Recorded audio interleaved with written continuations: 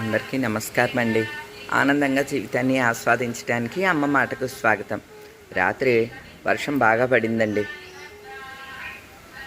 అసలు ఎండలు దంచి కొడుతున్నాయి అన్నమాట అండి. మాన్సూన్స్ ఎంటర్ అయినాయి అనగానే చక్కగా వర్షం పడిపోయింది చూసారా రాత్రి. అంటే ప్రకృతి ఎంత కరెక్ట్గా తన పనిని తను చేస్తోంది అనేది అర్థం అవుతుందండి మనకి. క్లైమేట్ అయితే చాలా బాగున్నది. ఈ టైంలో పర్ణశాల దగ్గరికి వెళ్తే భలే ఉంటుందండి, చాలా బాగుంటుంది. కానీ ఉదయమే మనకి పనులు ఉంటాయి కదండి, ఈ పనులన్నీ చేసుకుని నెమ్మదిగా వెళ్తాను అన్నమాట. మొత్తం అంతా కూడా రెక్క పురుగులు ఉన్నాయండి. రాత్రంతా ఈ పురుగులు వచ్చినట్టున్నాయి ఎక్కువ. ఇప్పుడు చూడండి, ఇయో గాలికి ఎగిరిపోతూ ఉంటాయి. ఇవ్వండి, అబ్బో, ఈ అక్కడ ఊడ్చి ఎత్తుకోవాలి, లేకపోతే ఎగిరిపోతూ ఉంటాయి అన్నమాట. అబ్బా, ఎన్ని ఉన్నాయండి.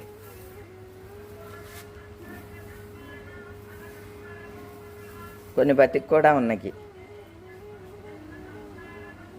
ఫస్ట్ ఈ పని చేసుకోవాలండి పొద్దున్నే. రెక్క పురుగులు రెక్కలు ఇవి ఉన్నప్పుడండి వెంటనే ఎత్తేసుకోవాలి. ఎందుకంటే ఇవి గాలికి ఎగురొచ్చి ముక్కుల్లోకి ఎలాగా వెళ్తాయి అన్నమాట అండి. అంటే ఇవి మనకి శ్వాస తీసుకునేటప్పుడు అలాగా ఇబ్బంది పెడతాయి అన్నమాట. అందుకనే పిల్లలు ఉన్న వాళ్ళు అయితే ముఖ్యంగా ఇట్లా రెక్క పురుగులు అయ్యి వచ్చినప్పుడు, పైగా అవి రెక్కలు ఊడి పడిపోతాయి కదండి, ఈ పురుగులు త్వరగా చీమలు పట్టేస్తాయి. ఇదిగోండి ఇలాగా. అందుకనే రెక్క పురుగులు వచ్చినప్పుడు ఇంకొంచెం జాగ్రత్తగా ఉండాలండి.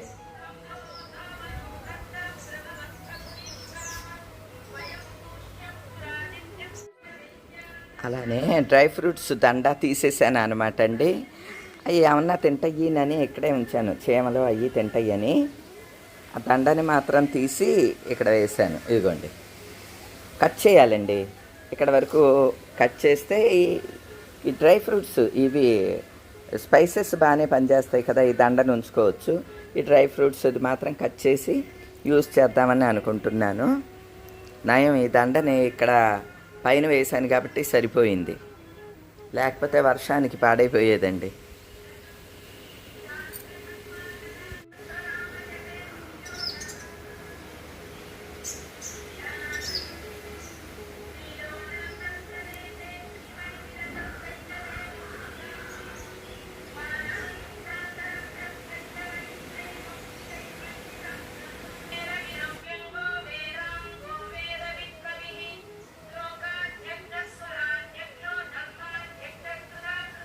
మాయా కల్పిత నానాకారమనాకారం భువనాకారం. అమ్మా వచ్చావా? పళ్ళెం బయటే ఉందమ్మా.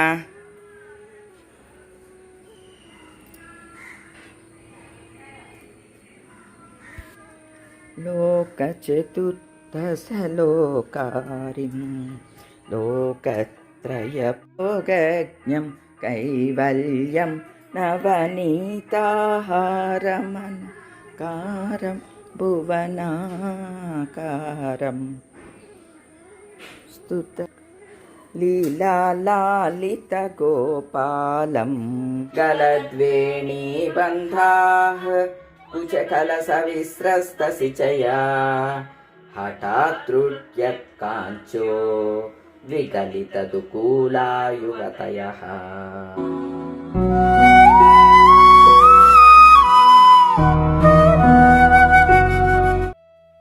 పర్ణశాల దగ్గర కబోర్డ్స్ కడుతున్నారండి. మేస్త్రి గారు ఫోన్ చేశారు. ఉట్టి డోర్సే కాకుండా ఒక్కటన్నా ఒక లేయరు బాస్కెట్లు పెట్టుకుంటే బాగుంటుందండి, ఒకసారి రండి అని అంటే బయలుదేరాను అనమాట అండి.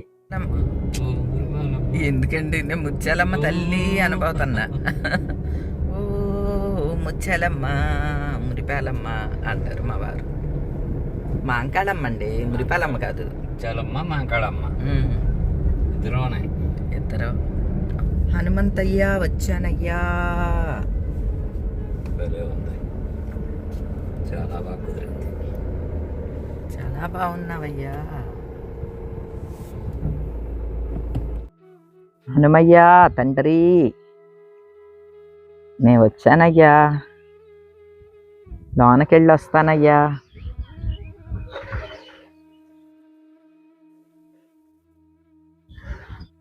ఈ టైంకి పర్ణశాలకు వస్తే భలే ఉంటుందండి. ఎర్లీ మార్నింగ్, ఈవినింగ్ టైము సూపర్గా ఉంటుంది. ఈ వేళ అంతా కూడా కొంచెం మబ్బుగానే ఉన్నదండి. ఇప్పుడు వచ్చామన్నమాట మేము. ఇదిగోండి కార్పెంటరీ వర్క్ జరుగుతుంది కదా.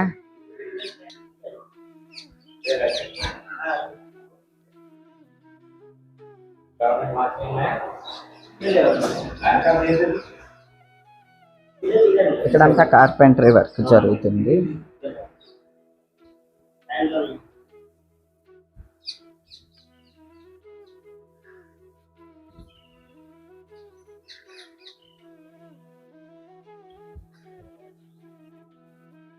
నిన్న చేలో ఎక్కువ వాటర్ లేవు. ఇప్పుడు చూసారండి వాటర్ ఎలా కనిపిస్తుందో. ఒక్కొక్క చేనులోకి వాటర్ అలా వెళ్తుంది అనమాట. పర్ణశాలలో ఇలా కిచెన్ గట్టు ఒకటి కట్టించాం కదండి. అడుగున అలా ఓపెన్గా ఉంటే బాగోదు అని చెప్పి డోర్స్ పెట్టిస్తున్నాము. అయితే మేస్త్రి గారు ఫోన్ చేశారు. ఓన్లీ డోర్సే అంటే మీకు సామాన్లు ఏమన్నా తీసుకోవడానికి ఇబ్బంది అవుతుందమ్మా, బాస్కెట్లు మినిమం అన్నా పెట్టుకోండి, ఒక గ్యాప్ ఉంచారు కదా అందులో అన్నా అడ్జస్ట్ చేసి పెడతాము అని చెప్పారు. నేనేమో బడ్జెట్ అనే లెక్కేస్తున్నాను కదా, మరీ ఎక్కువైతే ఏమీ అయిపోదమ్మా, రకాలు ఉంటాయి, మీరు వెళ్ళి చూసుకోండి, అక్కడ మటుకు ఆ పని ఆపుతాము అని చెప్పారనమాట. అందుకని ఇప్పుడు భీమవరం వెళ్ళి ఆ బాస్కెట్లు చూసుకోవాలన్నమాట అండి. ఇక తీసుకుంటాంలేండి, అంటే అందులో కూడా రకాలు ఉంటాయి కదా, అందుకోసం అనమాట. ఏమండి అన్నిటికీ బడ్జెట్ లెక్కేసుకోలేమండి. ఇలా కొన్ని మనం మామూలుగా నార్మల్గా చెప్పేసిన అలా చెప్పగలిగే వాళ్ళు ఉండాలి. పాపం మేస్త్రి గారు బాగానే ఫోన్ చేసి చెప్పారు, మీరు వెళ్ళి చూసుకోండి అమ్మా, తక్కువలోనే తీసుకోండి, మీరు ఎక్కువ వాడరు కదా, బాగానే మన్నుతాయి అని చెప్పారు. ఇక ఇంటికి బయలుదేరే ముందు కూడా స్వామికి చెప్పడానికనే ఆంజనేయ దగ్గరికి వచ్చామండి. రోడ్డు మీద వెళ్ళేవాళ్ళు జై వీర హనుమాన్ అని ఒకళ్ళు, జై హనుమాన్ అని ఒకళ్ళు, జై బజరంగబలి అని ఒకళ్ళు, అలా ఏదో నచ్చినట్టుగా అనుకుంటూ వెళ్తున్నారు. వీళ్ళు చూడండి పాట పాడుకుంటూ వెళ్తున్నారు. సైకిల్ మీద ఆయన పాట పాడుకుంటూ వెళ్తున్నారు, శ్రీ ఆంజనేయం అని చెప్పి.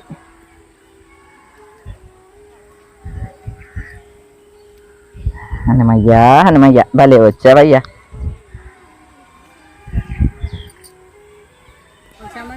ఇలా చూడండి క్రికెట్ టీం అంతా వెళ్ళిపోతుంది. ఇదిగోండి క్రికెట్ ఆడుకోవటానికి పిల్లలు, ఒక నిమిషం అండి, ఇదిగోండి పిల్లలంతా వెళ్తున్నారు చూసారా. ఇక్కడ ఆటలు అన్నమాట, ఆడుతూ ఉంటారు.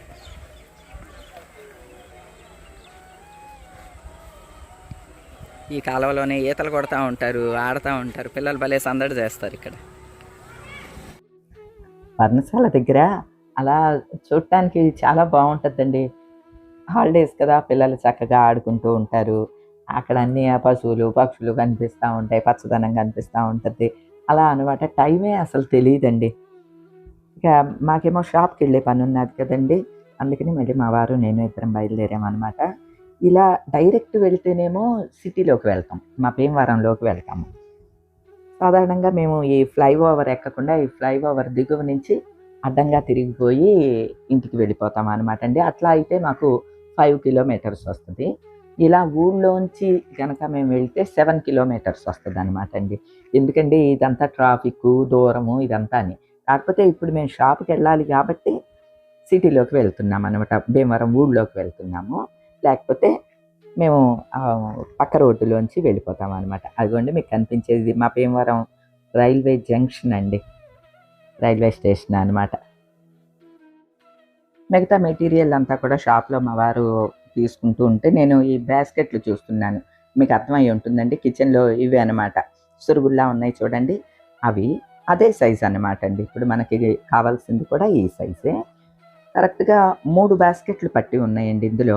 ఇదేమో గరిట్లది, ఇదేమో కొంచెం బిగ్ సైజుది, అంటే గిన్నెలు అవన్నీ పెట్టుకోవటానికి, ఇదేమో ప్లేట్లు అలా పెట్టుకోవటానికి వీలుగా ఇలా ఉందన్నమాట అండి. అయితే నేను ప్లేట్లు పెట్టుకోవటానికి ఇట్లా కాకుండా మామూలు ప్లెయిన్ గిన్నెలది ఎలా ఉందో అలాంటిదే కావాలని అన్నాను. సేమ్ ఇలానే 3 బాస్కెట్లు పెట్టే విధంగా తీసుకుంటున్నాను. కాకపోతే హ్యాండిల్స్ కాకుండా ఇట్లా పైన ఒక బద్దలా ఉన్నాయి చూడండి, అవైతే కాస్ట్లీ అవుతాయి అనమాట. మనం అన్నిటికీ హ్యాండిల్సే పెట్టించాం కాబట్టి అలాంటి హ్యాండిల్ మోడలే పెట్టిస్తున్నాం. అంటే ఈ మోడల్ అనుకోండి ఇవి కాస్ట్ ఎక్కువ అవుతాయి అనమాట. మనకి బడ్జెట్లో కావాలనుకున్నప్పుడు కంపల్సరీ తీసుకునేవి ఉంటాయి. అలానే అందులో కొంచెం తక్కువ అయ్యేవి అంటే జస్ట్ ఇట్లా హ్యాండిల్స్ వేయించడం ఈ టైపు. అలానే బాస్కెట్లు కూడా అండి 3 రకాలు ఉన్నాయి ఖరీదుల్లో. అలా అని హై కాకుండా లోను కాకుండా మీడియం ప్రైస్ తీసుకున్నాను అనమాట. వీటన్నిటికీ ఎంత అయింది కిచెన్ గట్టు కట్టించడానికి అన్నది మళ్ళీ చెప్తానులేండి మీకు వివరంగా, ఎందుకంటే మీకు ఎవరికన్నా కూడా ఉపయోగపడుతుంది అనే ఉద్దేశంతో. మా ఇంట్లో అనుకోండి పెద్ద పెద్ద బాస్కెట్లు వేయించాం, ఖరీదైనవి వేయించాం. ఇక్కడ అనుకోండి మీడియం సైజ్ ఇవి తక్కువ ప్రైస్ ఇవే సెలెక్ట్ చేశాను అనమాట. ఓనరే పెట్టేసుకుంటున్నారు, అదే అండి వాళ్ళకి మనకి తేడా. ఓనర్ గారే తెచ్చి పెడుతున్నారు చూడండి. ఓకే అండి, బాయ్ అండి. ఆయన చూడండి ఓనర్ గారు తెచ్చి పెట్టేస్తున్నారు. వాళ్ళు అసలు మార్వాడీస్ అండి, అసలు డిపెండెంట్ ఉండరు వాళ్ళు. అందుకనే వాళ్ళు బిజినెస్లో అంత సక్సెస్ అవుతారు. ఏది మీరు ఎవరన్నా మీ వాళ్ళు చెయ్యండి చూస్తాను, ఎంత గోటెత్తిపోతారో. అంటే ఆవిడ కొనుక్కుంటే కాదు అంటే ఆవిడ 2 బాస్కెట్లు కొందని ఓనర్ని వచ్చి పెడతానా అలా ఫీల్ అవుతారు వాళ్ళు. అక్కడికి ఎవరు వచ్చారు ఏంటి అన్నది వాళ్ళకి అనవసరం అండి. బిజినెస్ ముఖ్యం. వాళ్ళ నుంచి చాలా నేర్చుకోవాలి మనం.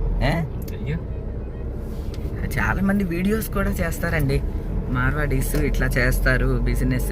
మా వారికి బాగా తెలుసండి, ఎందుకంటే మనదేంటది సాంబ్రాణి, అగరబత్తి, వక్కపొడి, మాకు త్రివేణి వక్కపొడి, ఇవి ఏజెన్సీలు ఉండేవి అనమాట.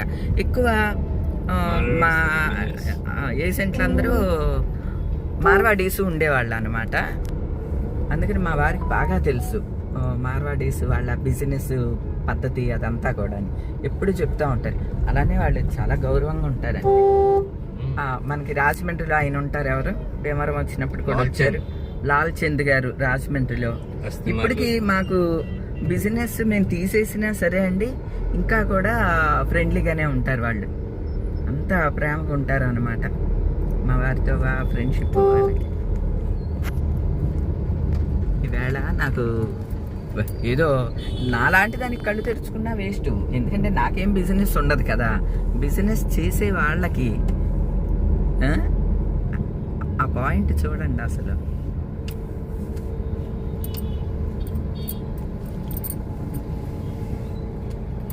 రేట్లు కూడా అండి కొంచెం పర్లేదు వీళ్ళ దగ్గర అండి, రేట్లు కూడా reasonable. Marwaris business success secret అదే అన్నమాట అండి. చూడండి వాళ్ళ సొంత వ్యాపారానికి వాళ్ళు కష్టపడతారు, అందుకనే సక్సెస్ సాధిస్తారు. ఇలాంటి యాటిట్యూడ్ ఉంటే కనుక ఎవరైనా సక్సెస్ అయ్యి తీరుతారండి. నాకు ఈ మంచి విషయం మీ అందరితో కూడా షేర్ చేసుకోవాలనిపించింది. ఇక మాట్లాడుకుంటూ ఇంటికి చేరుకున్నామండి.